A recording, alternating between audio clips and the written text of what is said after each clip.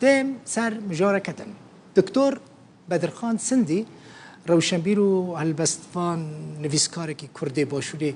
کردستانه خلق زاخویه کسایتیه که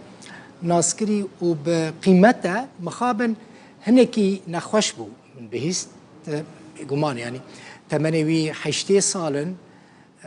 سال نکیمن لی منال ویدیو تماشا کر ماشاءالله دوی 8 سالی خدا جی ما مستبدر خان سندی خوش مایه تمنه بمینه جی خوشی ببینی وی تمنی نخوشیان نبینی ما مسته دلال کرد دوی بهتر به چه ناست کن زوی جوارا بیجم دبکو مثلا لهنک باشیندن زیده خلق دکتور بدرخان سندی ناس نکلی از نها هلبسته که وی جوارا بیجم هونی اکثر وی ناس بکن ای فلک بوتا دنالم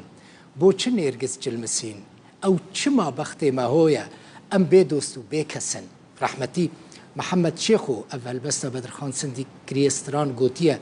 کردکی که هلبست افستران نبیسته با تو نیا یکیتیا نویسکارو روزنامه‌وان کرد لسوری ایرو خلاطه هلبستوان می روز آوای کردستان جگرخوین سیده جگرخوین آفراندن هلبسته کردی یا سال 2020 دیان جبو دکتور بدرخان سندی پیشکش کرن افجی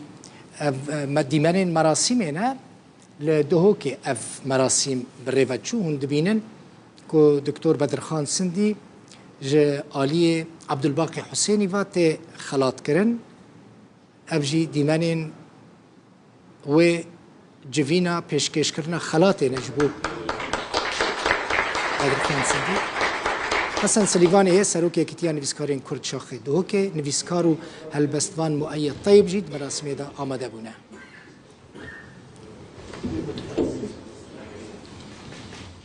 خلاط هری گرانبوهای لگل ما یکیتیا گشتی یا نویسکار و روزنامه‌وان کرد لسوریا آنجلی روجاوای کردستان ایرو و بگه سیدای می هیجا دکتور بدرخان سندی چمکی سندی اللي جمع لسرانسري كردستاني مروبكي نافدارة ناسا أمي حميد ناسن وك مروبكي داهنان بيشمرگا روجنامه‌وان خودي ميجويكي خودي ميجيكي كردستاني مزن درسوس اف خلاطه بو من گله گرنگه چکی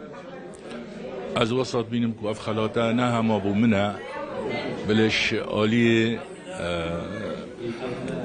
نویس وانو روشنبیرت کردستان روجاوا بو همی نویسرو روزنامه وانت کردستان باشور هاتیه نه هم ابو منه از وی هزریت کم چکی خلاط بخو سنبلیه و هر وقت من وقت ما آخفتی مگود از هست بملتینیه که ما ظنت کما برو راستی بله